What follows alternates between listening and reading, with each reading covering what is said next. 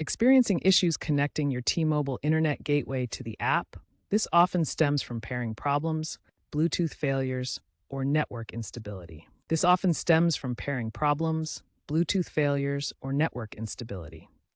First, ensure your T-Mobile app is updated to the latest version 7.8.2 as of September 2025. A common fix involves power cycling the gateway. Unplug it, wait 30 seconds, and plug it back in. Check your app permissions and ensure they're enabled.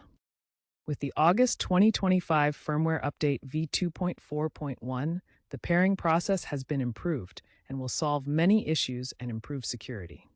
If the app still can't connect, focus on Bluetooth pairing. Make sure Bluetooth is enabled on your phone and try toggling it off and on. Clear the T-Mobile app's cache. For network issues, ensure your Wi-Fi SSID and password are correct.